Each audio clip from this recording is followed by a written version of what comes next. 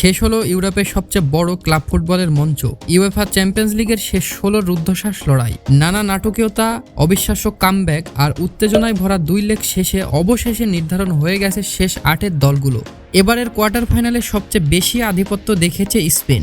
৩টি দল জায়গা করে নিয়েছে শেষ ৮-এ। দলগুলো হলো রিয়াল মাদ্রিদ, বার্সেলোনা ও অ্যাটলেটিকো মাদ্রিদ। অন্যদিকে ইংল্যান্ড থেকেও এসেছে শক্তিশালী ২ প্রতিদ্বন্দ্বী, আর্সেনাল ও লিভারপুল।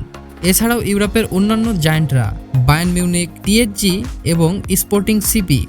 এবার দেখে নেওয়া যাক কোয়ার্টার ফাইনালে কে কার মুখোমুখি হতে যাচ্ছে। Quarter final ১, PSG versus Liverpool. Quarter final ২, Real Madrid versus Bayern Munich. Quarter final ৩, Barcelona versus Atletico Madrid. Quarter final ৪, sporting CP versus Arsenal. Quarter ফাইনালের প্রথম লেগ অনুষ্ঠিত হবে ৭ ও ৮ এপ্রিল আর ফিরতি লেগ ১৪ ও ১৫ এপ্রিল। এবারে চ্যাম্পিয়ন্স লিগের ফাইনাল হবে আগামী ৩০ মে বুদাপেস্টের Puskas অ্যারেনায়।